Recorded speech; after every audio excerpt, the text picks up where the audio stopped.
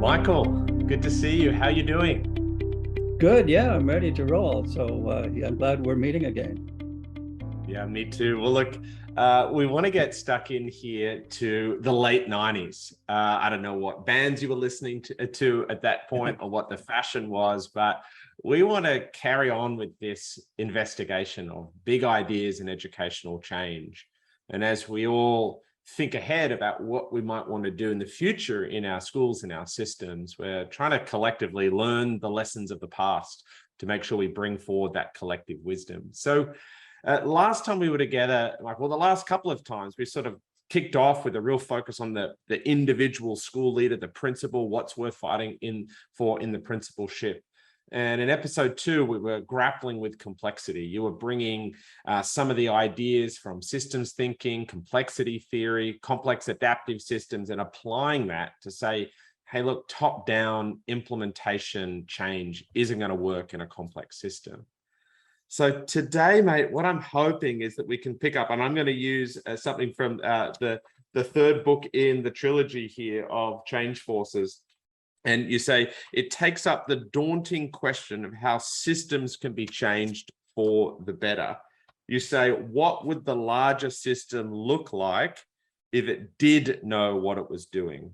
Put another way, instead of treating the larger context as a given, we start to focus on changing the context. All right, with that as a bit of a frame, my friend, tell me a little bit about the sort of interest and discovery of thinking around larger scale reform in the mid-90s. Yeah, there was some turning points, I guess, or some factors that came to the fore.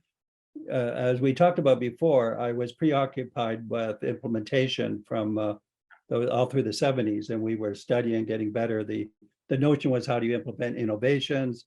How do you implement this or that change? But the more I worked on it, the more I thought it felt ad hoc, and we were still wondering about the system. And we had a good talk. You and I had a good talk about what's worth fighting for in the principalship, in which one of the lines I had in that book was, if you're a principal and you wake up tomorrow morning, assume that the system doesn't know what it's doing. That's how I put it, just because I wanted the principal to be more proactive, not to complain about the system, but what's the positive ground. So that led to, I think, the question of nailing down implementation. But when you look at it, and I don't know how explicit I was at the time, it was really about individual innovations. Some of them might be slightly large scale, but they were innovations were driving it. The system wasn't the player. The system was on the receiving end of implementation and innovations that maybe they favored here and there, and they were articulated, but it's still the center of gravity was ad hoc innovation. And that's what I started to realize in the 90s, partly because I had moved from OISE as associate dean to the Faculty of Education in University of Toronto in 1988, I guess it was. And that the mandate I had there was to take a moribund faculty, which everybody said, they hadn't made a new appointment in 14 years when I arrived. When I had that first meeting, there were 84 professors, and none of them were new. I was the only one that was new. So we started down that pathway. There were some that were very receptive.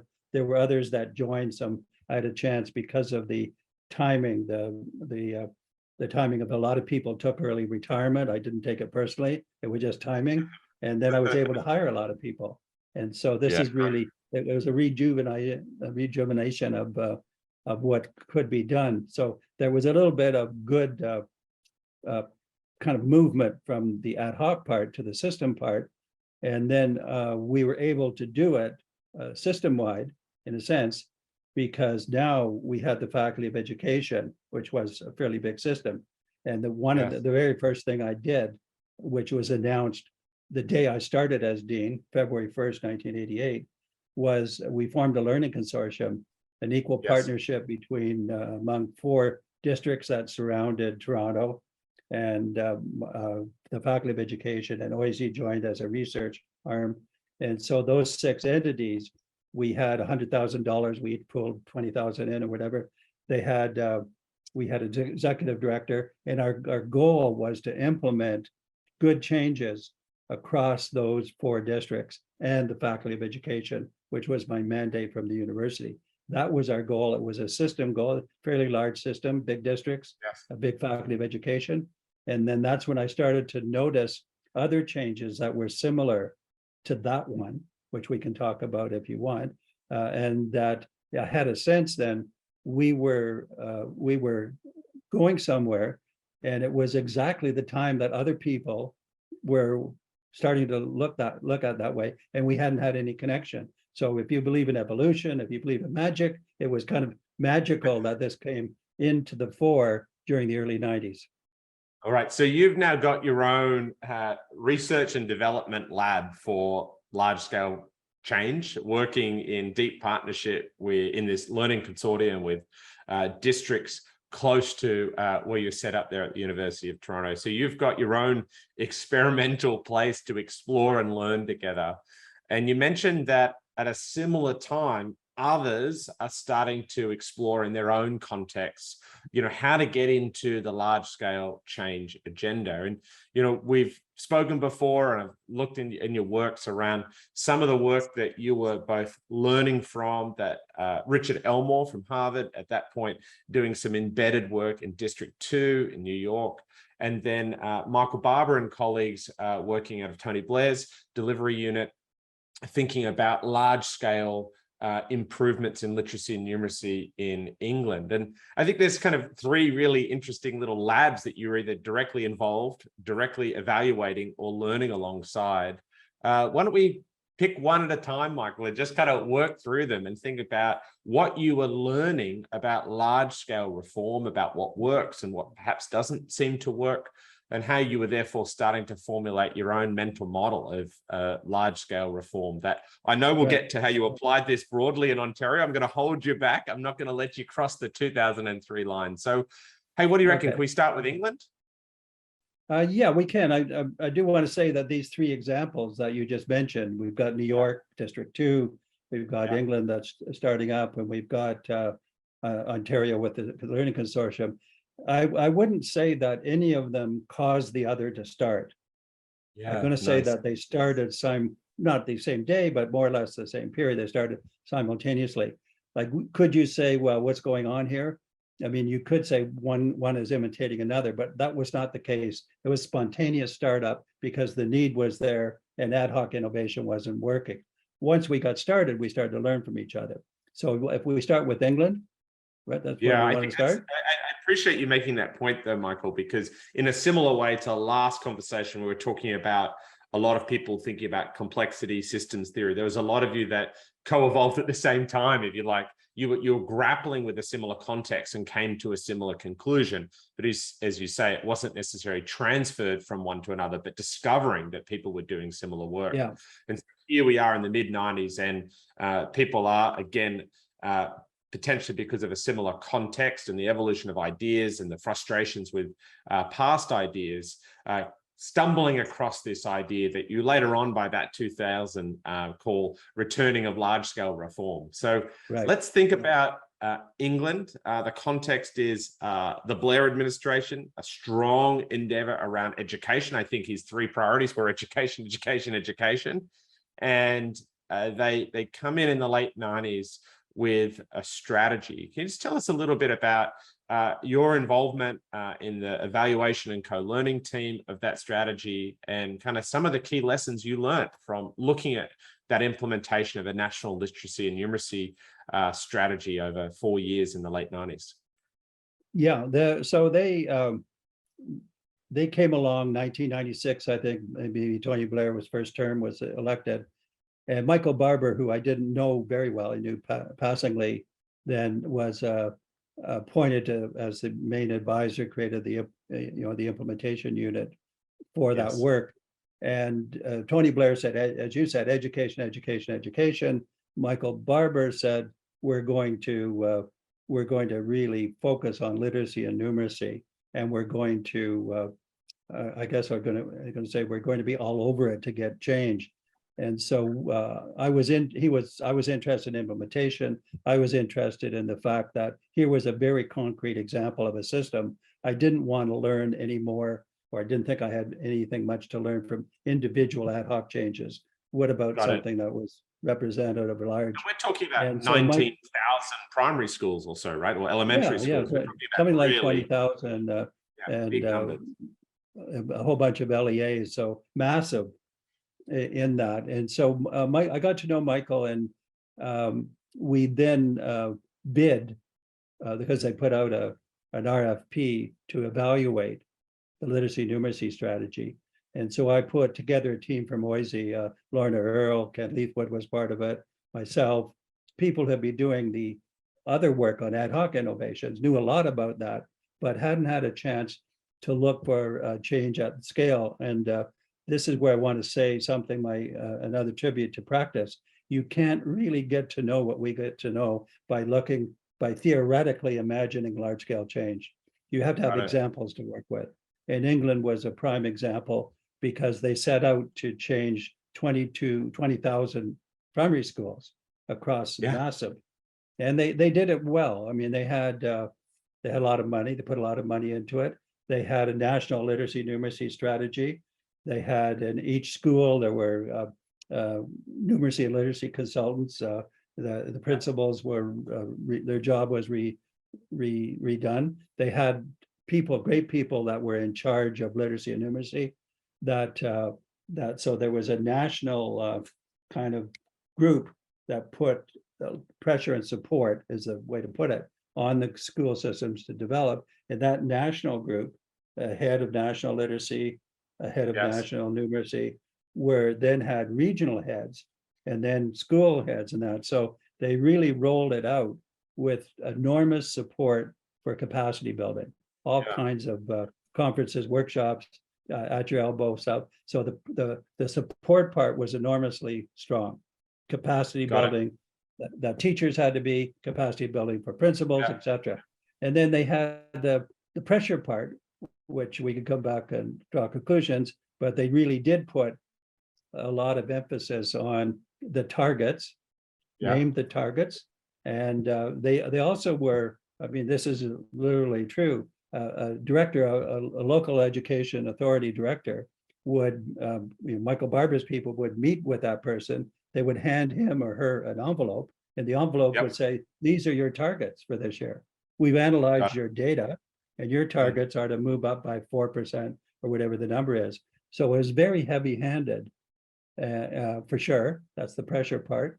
But it had all kinds of support. So I was very interested, clearly, in being part of assessing that, because I knew that some important things were going to come out of it. Where else in the world would you want to be than partly from the ground up, evaluating that kind of phenomenal attempt to bring about change? And you think, 25 years on, I don't know any system, basically, at least in the English speaking world that I'm aware of, that doesn't have some type of literacy and numeracy strategy or approach occurring. It's sort of hard to imagine that actually this was a new idea, a new phenomenon of trying to change a whole system in this way. And that, the people involved in that work were innovating and exploring and pioneering in things that really hadn't been done before at that scale. So I think it's safe to say at that period, like take 1988 prior, there was no particular focus that any system stood out to have. So this was the first time where a system focus in spades came right there, forcefully present. So, as I said, we want to keep learning from some of these experiences. You were in the evaluation team with colleagues, as you mentioned, Lorna Earl and Ken Leithwood. Tell us a little bit about some of the conclusions that you collectively drew, whether in the official evaluation, but I kind of want the personal version of you and Lorna and Ken sitting around and talking about this and thinking, what are the lessons learned from this incredible research and development effort of trying to move the needle in literacy and numeracy over 4 years? What did you draw out? I would say we can talk about the end of the evaluation later, but mostly we were positively disposed. That is, Ken and Lorna, my chief of researcher, which Nancy Watson, we were positively disposed because we were seeing change agents, school principals, literacy consultants working inside schools. They weren't kind of parachuting in, they were building partnerships within the schools and the LEAs. And we were seeing these positive changes happen, and the results were starting to show up, especially the first 4 years, 5 years at literacy and numeracy. I forget the starting point, but let's say it was 57% literacy, was the literacy existing, the ground floor, and they moved up to 80 or something like that. So it was unequivocal success if you take literacy advancement as your criterion, or numeracy advancement. And we appreciated that. We liked it a lot. It was our already commitment to capacity building, but this was capacity building writ comprehensive. So the first time we had seen it to be comprehensive. District 2 in New York City was only like 60 schools, but they're now 20,000 schools. So this was big. So we were very positively disposed the first half of our evaluation because it was on the move. I think they had the right balance between pressure and support at the time. But then I think as it unfolded, it got a bit harder to go up to the higher end of their accomplishments they were trying. Then I think I would say they got a little more insistent. You could say they knew more because they had worked on it for 4 years, let's say Blair's first term. But when the second term, they were a little more impositional, I guess I would say, around targets, around missed targets of that. And so it got to be, and the evaluation Ofsted was hard-nosed, and they were using it that way. So we began to be concerned about the overuse of pressure. We appreciated the great use of support, but we setting targets of giving a local representative an envelope with their target in it doesn't seem like a very good change strategy to me. So setting targets, in evaluation, assisting, really being judgmental, which is eventually we just decided in any kind of change, judgmentalism always backfires, if not on day one, by day 20. So this is, we saw the downside of that and commented on it at the time. And we're willing, I can say what advice I gave to Ontario, because on the heels of our final report, it so happened Ontario elected a new premier who was an educator. It was our version of education. Yes. All right. We'll get to there in a moment, but I think it's worthwhile sort of drawing out. So there was this sense that there was an uptick. They moved the needle, which is pretty extraordinary. Then a bit of a plateau or a flatlining that, as you said, it was harder to move to the next level of improvements. And you wrote a little bit about over time that you were concerned there about dropping teacher morale or motivation and that real sense of being able to collectively continue in this long-term journey. What were any of the kind of pithy lessons you started to learn from that, or started to be aware of, that you knew you wanted to take into future advice for Ontario? Well, I think I want to say that we perhaps were not as critical as we could have been. There were external critics, as you know, at the time, and they sometimes had a better handle on the impositional nature of it.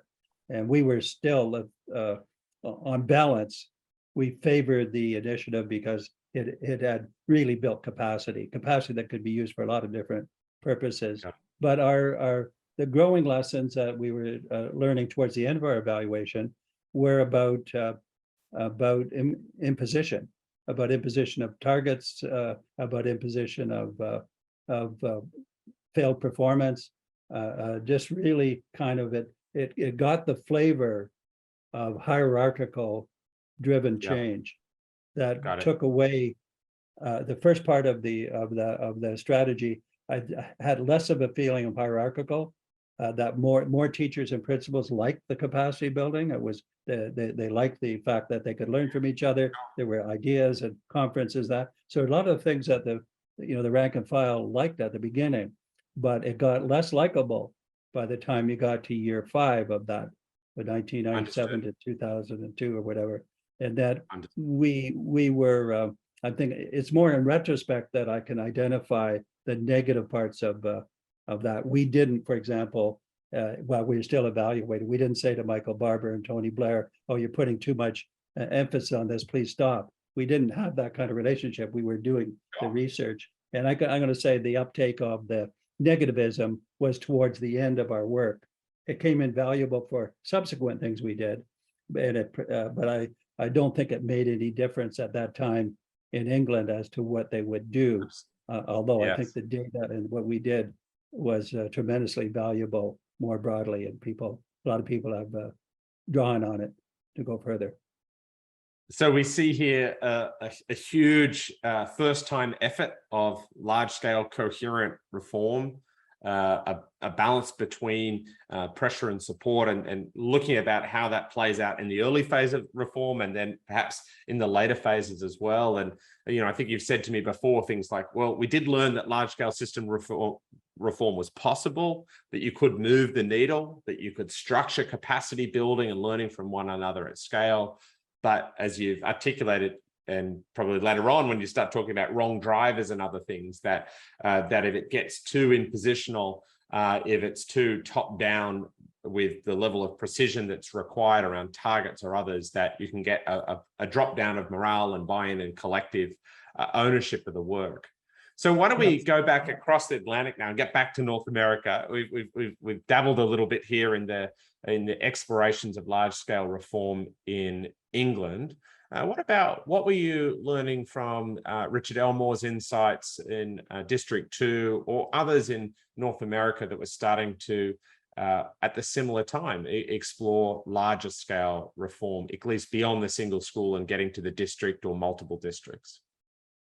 Well, Richard and his work in New York, and we should also acknowledge the superintendent whose name is Tony Alvarado, was equally influential. I mean, Richard happened to be the researcher from Harvard, but Tony was the driver as that. So practitioner driver, Tony, fantastic. Yes. And so what we learned about it, focus, that they focused on literacy and numeracy, build up the literacy and numeracy change agents that would be close to the action and supporting it, changing the role of the principal. So the principal is more active in innovation as decided by that, using data to show progress and getting more of that. So they were, I think I'll say, an out-and-out success during that same period because of Tony and Richard, but really the whole set of leaders, whether they were literacy consultants, numeracy consultants, school principals, other teacher leaders, they mobilized the system, and the schools learned from each other. And they had, I guess I will say, they had less obvious imposition, although when you look at it, it was pretty impositional at that. And afterwards, we heard things like this was after we didn't do any work there, we just learned from them. But Tony Alvarado eventually moved to California and took a big job there. And his methods in California didn't work the way they did in New York because of he knew too much. He was too impositional, and the culture was different. So I think we just stick with Richard and Tony. This was a great confirmation of what we were seeing in our own work of trying to develop individual analysis, and what we saw in England and had in that evaluation. It was all converging on the same combination of conclusions: focus, a lot of specific support, make sure the implementation is specific, link it to results, and don't impose it. Okay, I'm going to get you to slow down here, Michael, because each of these ones might be a good synthesis for this conversation, actually, and sort of bring together what you were doing, what you were learning from watching what was going on in New York, and what you were learning from evaluating and being a partner in England. So let's go through some of those. So number one, focus. Tell me a little bit about that. Well, most school systems, and still the case today, didn't have a focus at all. I'd say they were just kind of generally were supposed to be a good school. Eventually, more concern came towards schools over the last 2 or 3 decades. And now the problem is quite often is they have too many focuses, 8, 10, 12, which means they have none.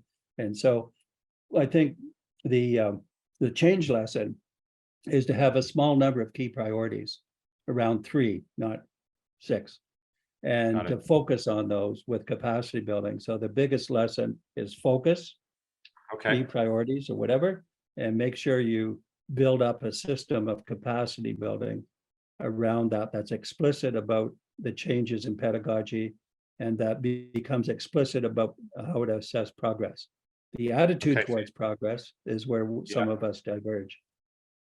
Got it. All right. So number one, you've got to actually make explicit trade-offs and have real focus. It's not helpful for large system change if we say everything's important in education, so we're trying to move the needle on everything in the next 5 years. So there's a Yeah. real need for focus. Number two, the capacity building, professional learning supports, resources need to be lined up with that focus. So actually helping people to be able to do the things that they're going to need to do in order to move the needle. What were some of those other lessons? The other lesson is to be able to mark progress. How do you know Okay. how do you know what's the progress? And that progress is, so in the case of literacy numeracy, it's better results year upon year, and so that's a key one. Another one that would be important is morale of teachers and principals. Is if they're being successful, are they excited about the success, or does Yeah. it start to wear thin because there's too much pounding of priorities before, and the agenda becomes owned by the center rather than by teachers.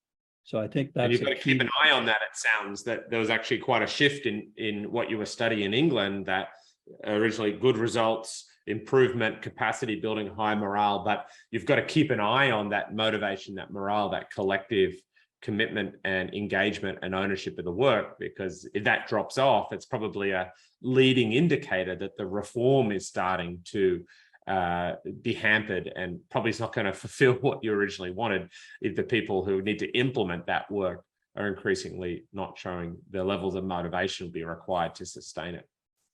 Yeah, I think that is right. And we had the explicit opportunity, I want to say it this way, very specific, is that there was an election in Ontario in I guess the fall of 2002, and Dalton McGuinty from the Liberal Party got elected as premier, and his minister was Gerard Kennedy, who we also knew. So we had they got elected in let's say a September-October election, and they were to take office in January.